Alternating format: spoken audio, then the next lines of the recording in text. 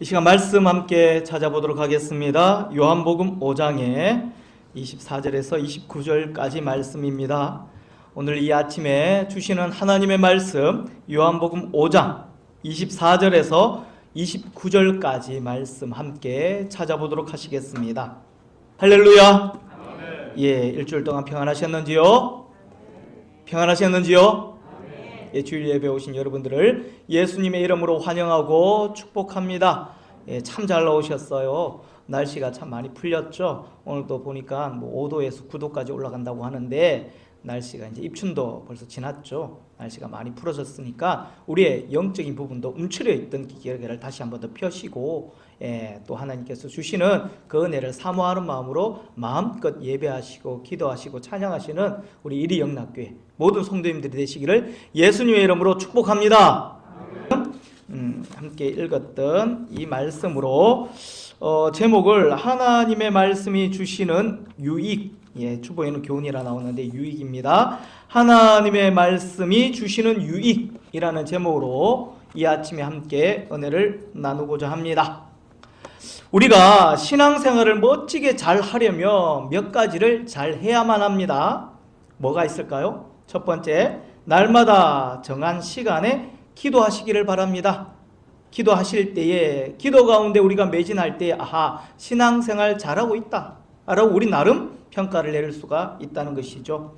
우리에게 기도가 없는 신앙생활은 어떻게 보면 종교생활에 가깝습니다. 그래서 기도가 있고 없고의 차이가 영적인 이 삶의 질적 차이를 만들어내곤 또한 못 만들어내기도 합니다. 그리고 두 번째로 교회 생활을 잘 하십시오.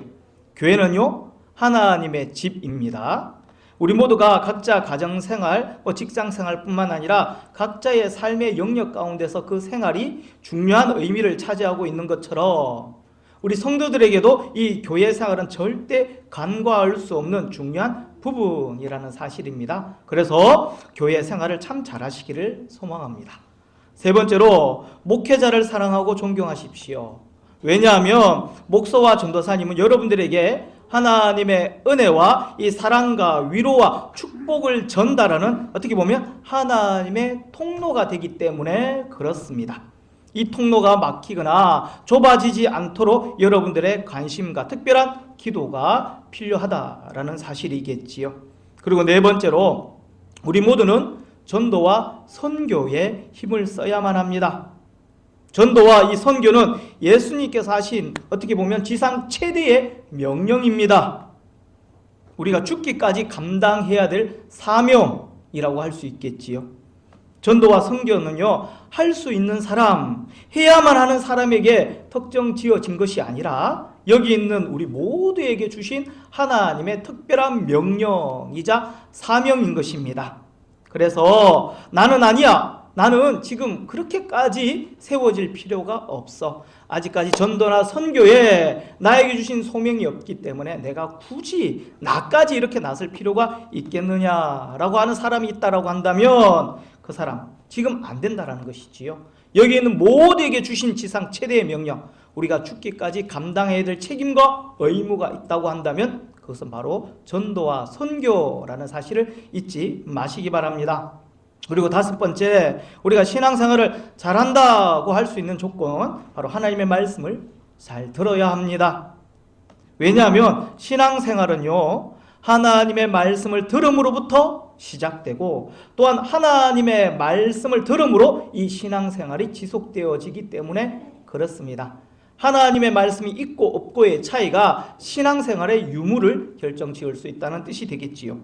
성경에 보시면 성부 하나님께서도 말씀하셨고 성자 예수님께서도 말씀 주셨고 성령 하나님께서도 말씀하셨음을 성경에는 고스란히 다 기록되어져 있습니다.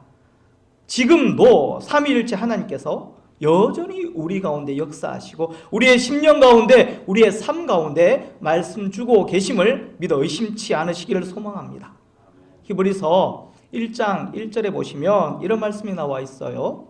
옛적의 선지자들을 통하여 여러 부분과 여러 모양으로 우리 조상들에게 말씀하신 그 하나님이라고 말씀하고 있거든요. 이 말씀 보면 하나님은 아주 옛날부터 여러 사람과 여러 시대와 여러 환경과 부분에서 여러 모양으로 각자에게 다 말씀 주셨다, 이렇게 기록하고 있다는 것이죠. 하나님은 다양한 방법으로 사랑하는 사람들에게, 이 땅에 거하는 모든 족속들에게 말씀을 주셨습니다. 다양한 방법으로. 그렇다면 하나님께서 말씀하실 때 사용한 방법이 무엇일까요? 첫 번째로 하나님께서는요, 말씀으로 말씀하셨습니다.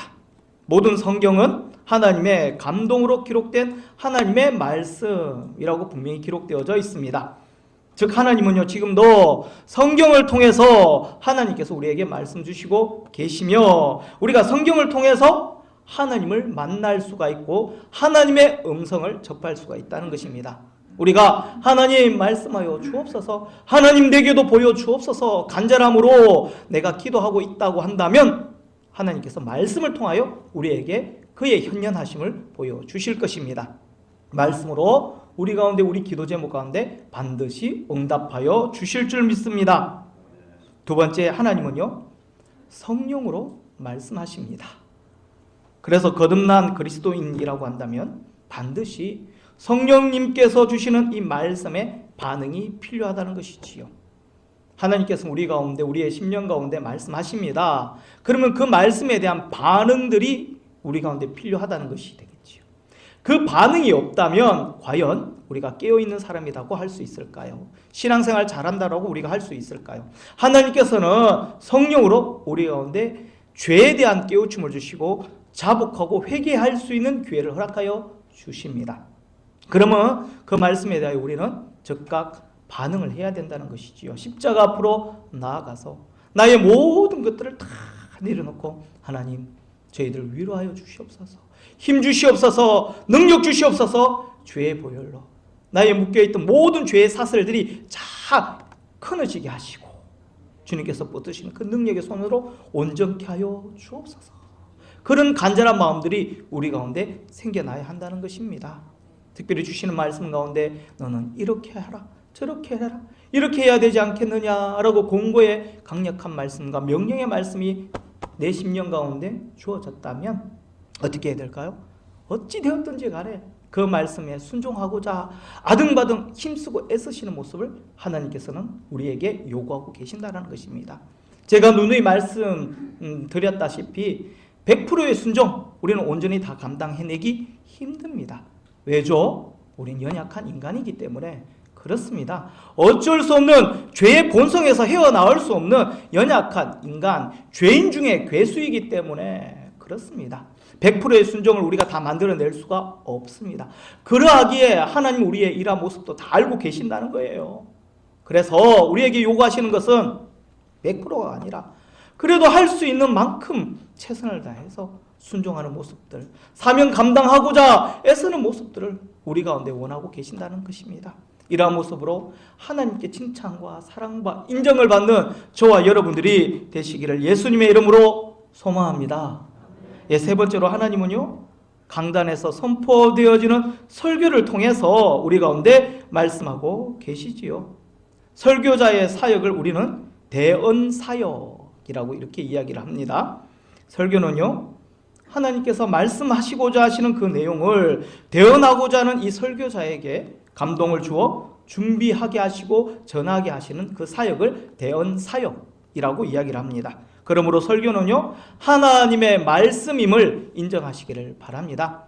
내가 하나님의 말씀에 갈급하다면 말씀 가운데 주시는 그 음성에 귀를 한번 기울여 보십시오. 내 마음을 열고 그 말씀을 받아들일 준비된 마음밭을 한번 만들어내어 보십시오. 그러면 그 말씀이 나에게 주시는 말씀이 될 것입니다. 그 말씀의 그 갈급함 가운데 주시는 말씀 강단에서 선포되어지는 그 말씀으로 힘과 능력과 응답이 되어지시는 저와 여러분들이 되시기를 소망합니다. 아멘. 마지막으로 하나님은 자연을 통해서도 말씀하십니다. 시편 19편 1절에서 4절까지 말씀 보시면 하늘이 하나님의 영광을 선포하고 궁창이 그의 손으로 하신 일을 나타내는도다. 날은 날에게 말하고 밤은 밤에게 지식을 전하니 언어도 없고 말씀도 없으며 들리는 소리도 없으니 그의 소리가 온 땅에 통하고 그의 말씀이 세상 끝까지 이르도다라는 말씀이 나옵니다. 이 말씀 보시면 즉 자연 만물에는요 어떠한 그 언어도 없고 말씀도 없고 들리는 소리도 없지만 하나님께서는요 그 자연 만물을 통하여 하나님의 소리가 온 땅에 진동하게 하시고 통하게 하시고 하나님의 말씀이 세상 끝까지 이르게 하신다 라고 이렇게 주셨던 말씀이지요. 그렇기 때문에 우리가 자연을 이렇게 멍하니 아니면 의식하고 주시하면 어떤 일이 생기나요? 저절로 뭐 영감이 떠오르다든지 아니면 괜히 겸손해지거나 우리가 장엄함 속에서 뭐 나도 모르는 사이에 눈물을 흘리곤 한다라는 사실인 것입니다. 이렇듯 하나님께서는요 다양한 방법으로 우리들에게 말씀하시는데 중요한 것은 이렇게 전해지는 이 하나님의 말씀을 어떻게 듣느냐라는 것입니다.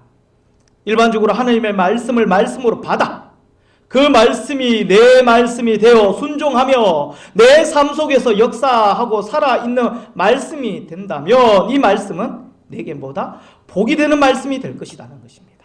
그러나 말씀과 나와 별개의 존재 혹은 말씀이 그냥 유용한 정도로만 아니면 도덕적이고 윤리적인 이 기준 정도로만 내가 생각하고 있다면 그 말씀은 내게 아무런 영향력을 끼치지 못한다는 것입니다.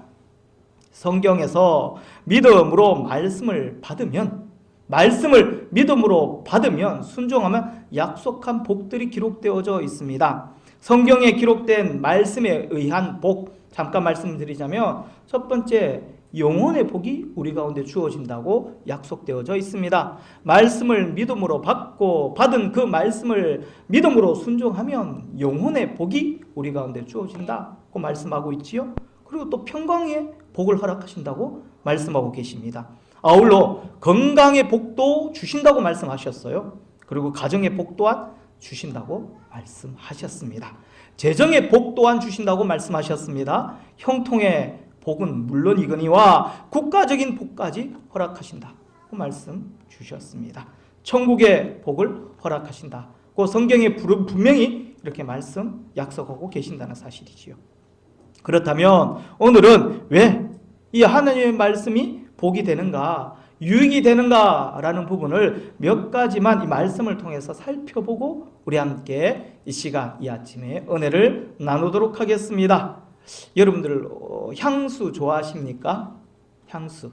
예, 향수의 기원은요 종교적인 이 의식, 즉 신과 이 인간의 교감을 위해서 이 제사를 드릴 때 먼저 몸을 청결하게 하고 향기가 풍기는 이 나무를 태운다든지 아니면 향나무 잎으로 즙을 짜내어서 몸에 바른 것에서부터 시작되어졌다고 하지요. 요즘은요 별별 향을 가진 향수들이 참 많이 나와 있습니다. 가격도 천차만별입니다. 아주 산 것부터 시작해서 몇 수십억까지 가는 향수가 지금 시중에 시판되어지고 있지요. 심지어는요 그 향수를 칭하여 남자가 좋아하는 향수 또는 여자가 좋아하는 향수 뭐 이런 그런 것도 있고 자신이 좋아하는 향수를 조제할 수 있는 공방이라고 그러죠. 그것도 여러 군데 이렇게 생겨났더라고요.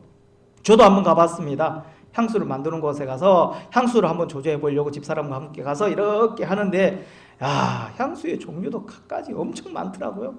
그 많은 병들, 조그마한 병들을 막 추출해서 막 스포이트로 뭐 짜고 넣고 해서 향수를 만드는데 신기하더라고요. 근데 그 만들고 난 뒤에 다른 사람들은 다 별로인데 나에게는 정말 딱 좋은, 딱 맞는 이 향수를 찾아내고 만들 수 있다는 이 사실 참 신기했습니다. 여러분, 향수를 왜 만들까요?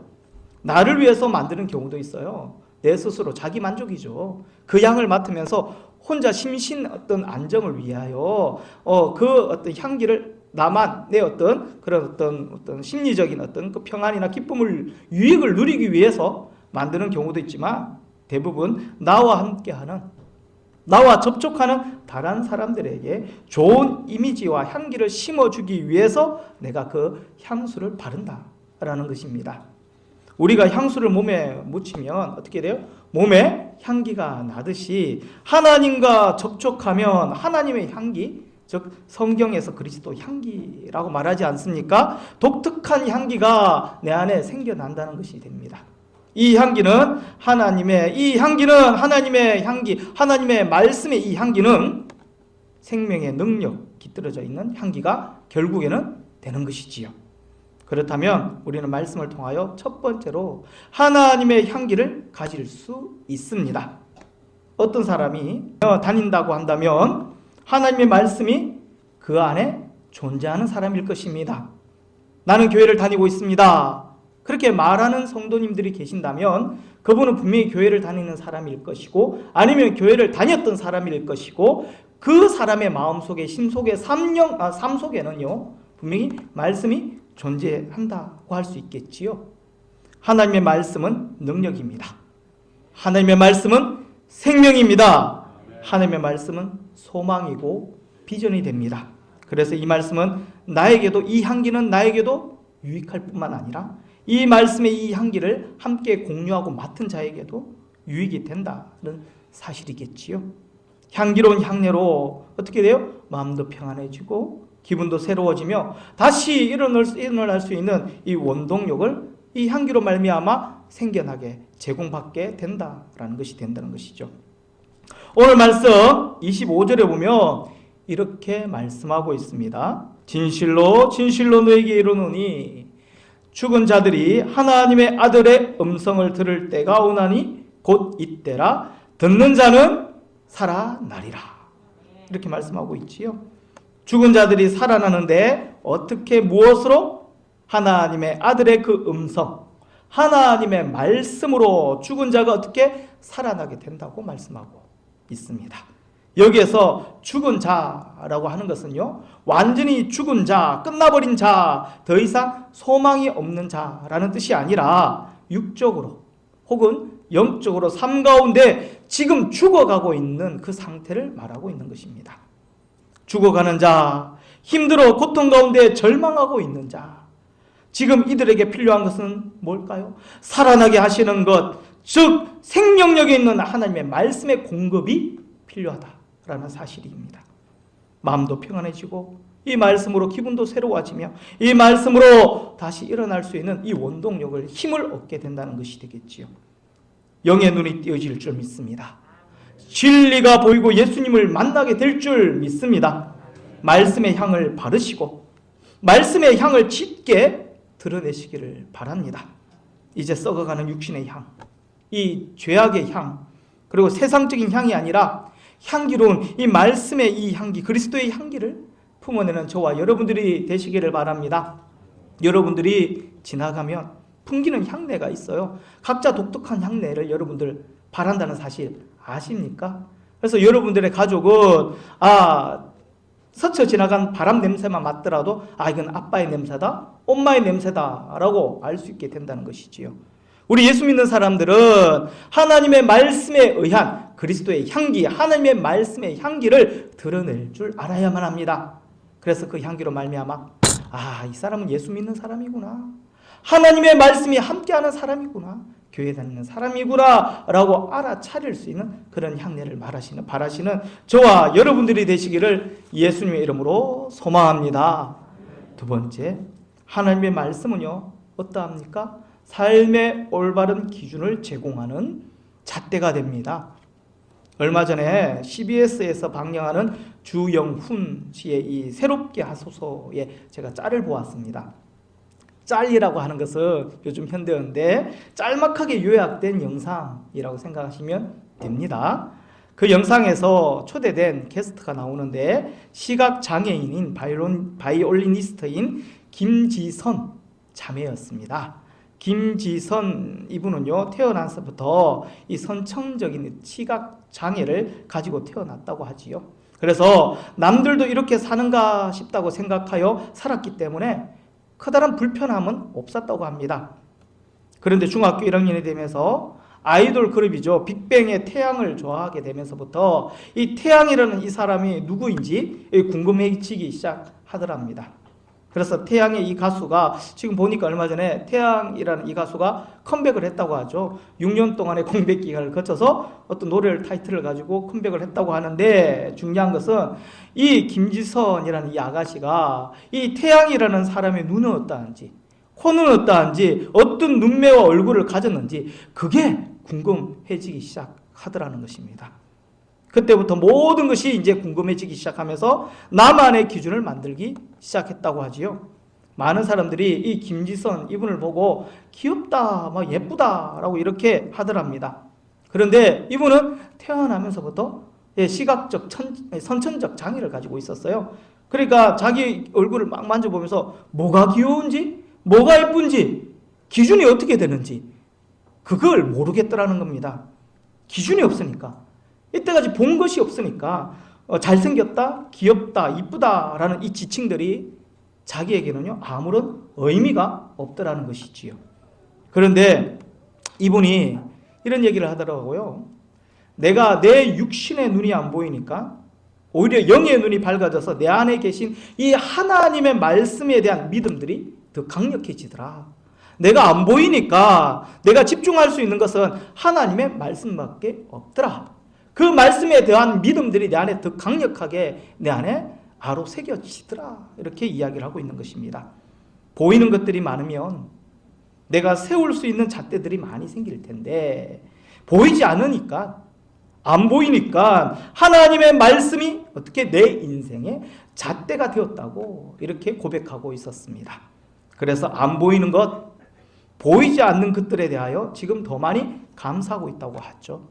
하나님께만 집중할 수 있다고 합니다. 안 보는 것이 오히려 더 낫다고 그 자매는 그렇게 이야기를 하고 있었습니다. 사랑하는 성도 여러분, 사람이 왜 열등감을 가지게 될까요? 그것은 보이는 것으로 비교하기 때문에 그렇습니다. 비교하면서부터 어두움의 이 싹은 돋아나게 됩니다. 가인이 아벨을 죽인 이유도 비교해 보니까 괜히 열받잖아요. 하나님께서 동생 이 아벨의 제사만 기뻐 받아주시고 자신의 제사는 안 받으시니까요. 비교해 보니까 내가 못난 게 뭐가 있지? 내가 하나님 앞에 드리지 않은 것들이 뭐가 있지? 내가 섬기지 아니했던 것들이 뭐가 있지? 다 똑같이 잘했는데도 자기가 생각하기에는 그랬다는 것이죠. 비교해 보니까 이거 열받잖아요. 자기의 제사는 안 받으시고 동생 아벨의 제사만 받으셨다는 이 사실에, 그래서 가인은 어떻게 합니까? 돌로 아벨을 쳐 죽이지 않습니까? 우리의 삶 속에서 이 보이는 이 참 많은 것들을 기준으로 삼고 살아가고 있지는 않습니까? 돈을 기준으로 삼는 사람은요, 돈이 있고 없고에 따라서 인생이 결정된다고 봅니다. 그래서 돈이 없으면 내일이라도 당장 죽을 것 같다고 생각하시지요. 돈에 목숨을 거는 사람들은요, 돈을 이 삶의 기준으로 삼는 사람입니다. 인생의 기준으로 삼고 있다는 것이지요. 명예를 우리 이 명예를 가치롭게 생각하고 기준으로 삼는 사람들 또한 있습니다. 명예와 자존심이 조금이라도 실추되면 바로 극단적인 방법을 택하더라고요. 연예인들과 정치인들을 보면요, 이 명예와 자존심이 조금이라도 실추되든지 자기의 인기가 조금이라도 흠집이 생기면 삶의 극단적인 방법을 선택하는 것을 보았습니다. 그들은요, 바로 명예와 인기를 삶의 이 기준 잣대로 삼고 있었기 때문에 그렇습니다. 그놈의 명예가 뭔지, 참 많은 영혼들이, 참 많은 안타까운 사람들이 죽어갔으면 우리는 뉴스나 매스컴을 통해서 접할 수가 있었지 않습니까? 여러분들 또 혹시 여러분들 중에서 자식을 인생의 기준으로 삼는 사람, 참 미련하게도 자녀들에게 쓴물 단물 다 빼어주다가 자녀들이 자기에게 결국에는 소홀하게 된다라는 이 사실을 우리가 경험하게 되면 그대로 무너지는 부모님들 또한 참 많았습니다. 내가 애지중지 어떻게 키웠는데, 내가 먹을 것 안 먹고 쓸 것 안 쓰고 너에게 다 해줬는데 네가 엄마 아빠를 이렇게 생각하다니 참 섭섭하다, 이렇게 하면서 몇 날 며칠 동안 식음을 전폐하면서 아들 딸을 생각하면서 울고 불고 뭐 중리 많이 하시는 그런 부모님들 참 많이 보았습니다. 자녀들이 여러분들의 인생을 책임져 주지 않습니다. 자녀들을 여러분들의 삶의 인생의 기준 잣대로 세우지 마시기 바랍니다. 그렇다고 자녀들에게 소홀하라는 것 아니지요. 얼마 전에 인천에서 초등학교 5학년 그 아이가 죽었잖아요.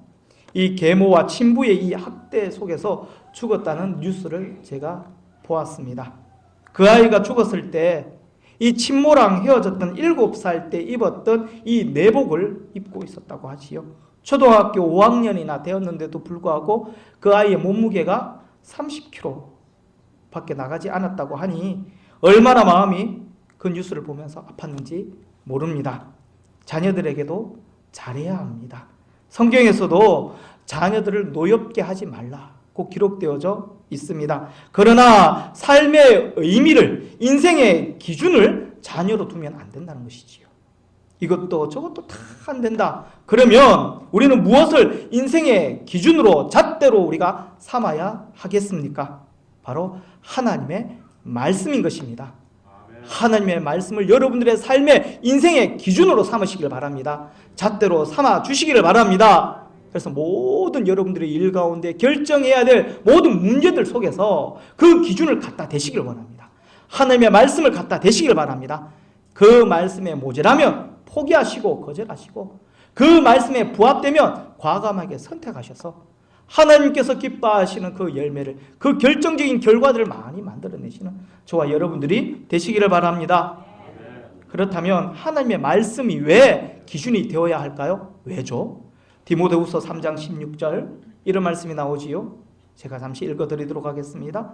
모든 성경은 하나님의 감동으로 된 것으로 교훈과 책망과 바르게 함과 의로 교육하기에 유익하니 이렇게 말씀하고 있습니다. 성경은 교훈과 책망과 바르게 교육함과 의로 교육하기에 유익하다라고 이렇게 말씀하고 있지요.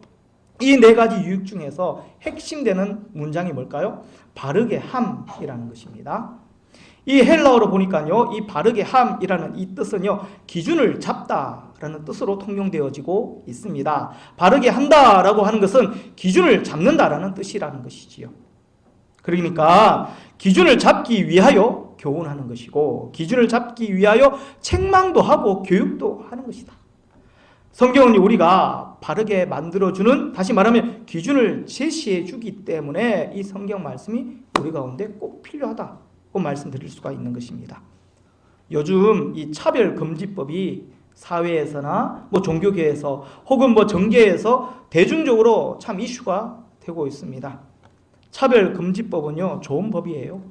그러나 그 안에는요, 독소 조항들이 숨겨져 있기 때문에 이것은 우리가 분별할 수 있는 능력이 있어야 된다는 것입니다. 그것은 바로 동성애를 합법화하면서 성애자들 그리고 성소수자들이 이 사회적 약자로 결국에는 분류돼요. 그리고 만약 분류된 그들을 비판하거나 거절하면 바로 법에 저촉되게 하는 법이 바로 차별금지법이라는 것입니다. 결국 성애자들과 성소수자들을 위한 법들의 조항들이 그 안에 기록되어져 있다는 것이지요.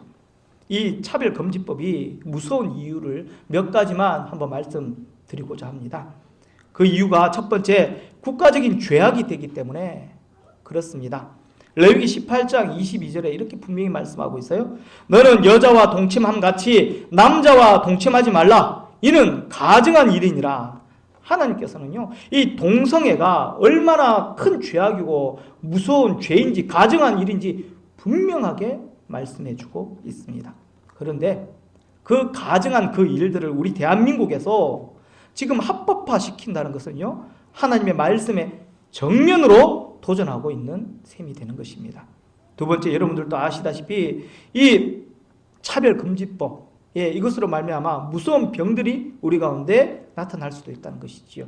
여러분들 에이즈라는 질병 잘 알고 계시지요? 에이즈가 무서운 병이라는 것 여러분들 알고 계시지요? 현재 우리나라의 남성 동성애자가 약 60만 명 이상으로 추정되어지고 있습니다. 걱정스러운 것은요, 최근 몇 년 동안 이 에이즈에 걸린 사람은 모두가 다 동성애로 인한 감염 때문이라는 이 연구 결과가 나왔습니다. 현재 국가에서 관리하는 이 에이즈 환자만 약 13,000여 명이 된다고 하지요. 국가에서 관리하고 있지 못하는 이 에이즈 환자만 약 3만 명이 넘어간다고 합니다. 동성애로 인한 사회적 비용 약 5조 원에 돌파했습니다. 1년에 에이즈 환자의 약값이 얼마일까요? 약 6,700억 원이 나라에서 소모되어지고 있습니다. 에이즈 환자의 약값은 모두 국민들의 이 세금에서 지출되는 것이지요. 다시 말하면 여러분들의 세금으로 지금 에이즈 환자의 치료값을 여러분들이 지금 대주고 있는 것입니다. 그런데 정치인들은요, 군 동성애까지 합법화하는 이 법안을 추진하고 있지 않습니까? 이게 말이나 됩니까? 세 번째로 역차별입니다. 소수 인권을 위하여 다수를 역차별하게 된다는 것이지요. 차별금지법이 통과되면서 이 설교자는요, 이제부터는 그렇게 되면 동성애가 죄라고 설교할 수 없습니다. 사람들은요, 동성애를 이제 비판할 수도 없게 된다는 것이지요. 동성애자가 오늘 찾아왔어요. 목사님, 저희들 결혼하려고 합니다. 남자가 남자와, 여자가 여자와 함께 찾아와서 목사님, 결혼 주례 좀 해주십시오 라고 요청했을 때, 동성애자가 요구를 했을 때 그 요구를 거부하면 그 목사님은 차별금지법을 어긴 것이기 때문에 결국에는 처벌받게 된다는 것이죠. 외국에 이러한 사례가 있잖아요. 그래서 벌금을 묻든지 형을 집행 감행을 당하든지 그런 목사님들도 있습니다. 동성애자가 교회에 나와서 결혼식 하겠다라고 하는데 허락하지 않는다면 차별금지법에 의해서 벌금을 내야 한다고 하잖아요. 이런 세상 결국 되고 말 것입니다. 네 번째, 더 많은 이 사회의 이 악들을 결국에는 만들어내게 될 것입니다. 차별금지법이 통과된 나라들 중에서요, 짐승 또는 동물과 성관계를 하는 이 수간이 합법화된 나라들이 많습니다. 동성애가 합법화되니까 어떻게 돼요? 소아성애자들도 자신의 이 성적 취향을 합법화해달라고 요구하고 있지 않습니까? 그리고 뉴질랜드에서는요, 그 한 대학교에서는 매춘학과라는 게 있어요. 대학에서 이 매춘을 가르친다는 것, 여러분들 상상이나 됩니까? 어떻게 그런 일들이 가능할까요? 바로 차별금지법 때문에 가능하게 된 것입니다. 그런데 이런 법안을 왜 우리나라 정부와 국가 지도자들이 이런 법안을 만들고 통과시키려 하고 있다는 것, 이 자체가 정말 아이러니합니다.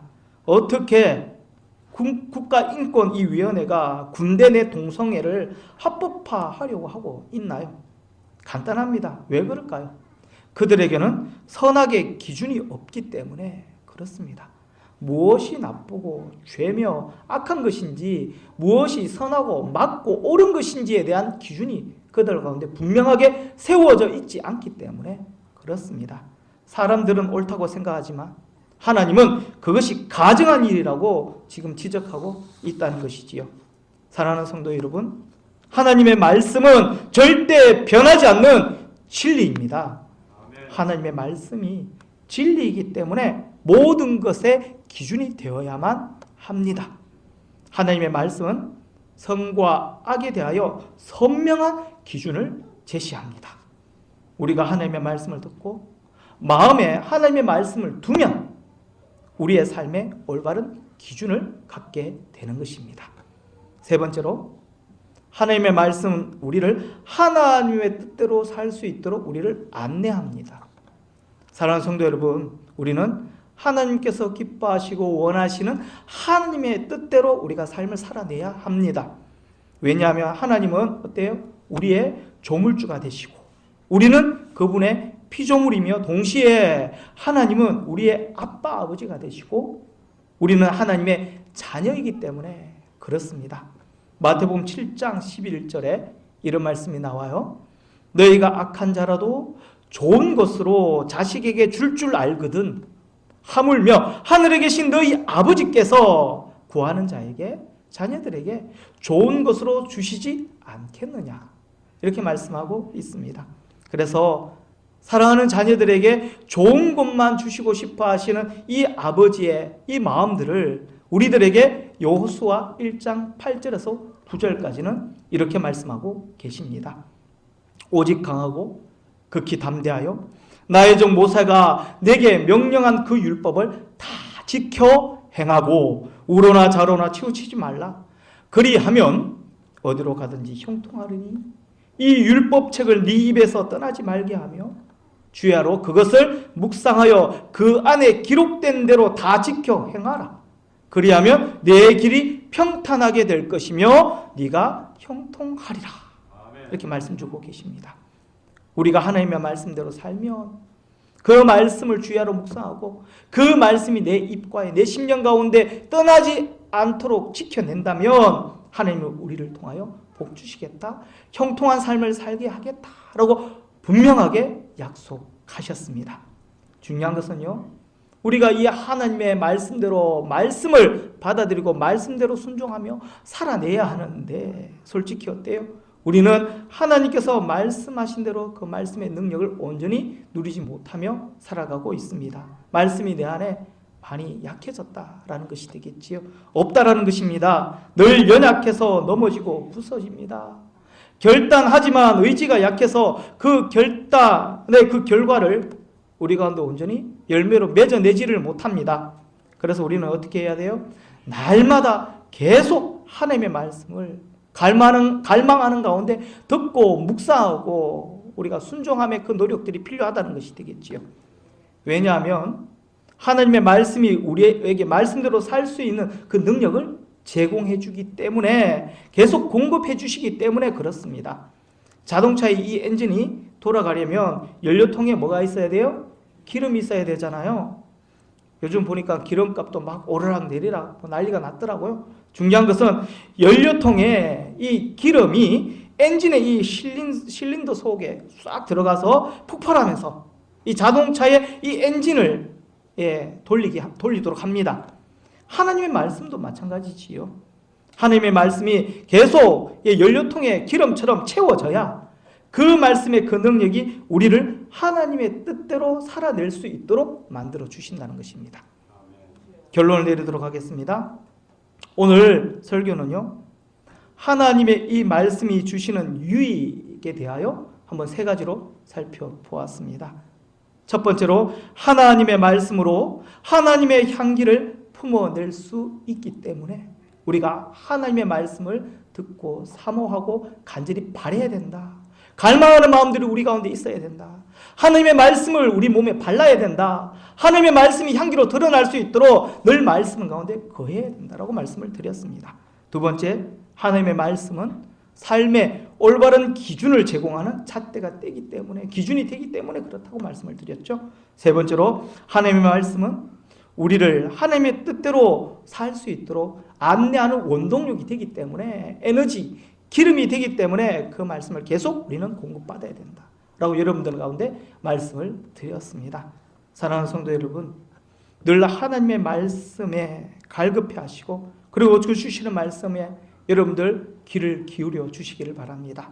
성경을 통하여, 설교를 통하여 주시는 그 말씀을 하나님의 음성으로 받으시기를 바랍니다.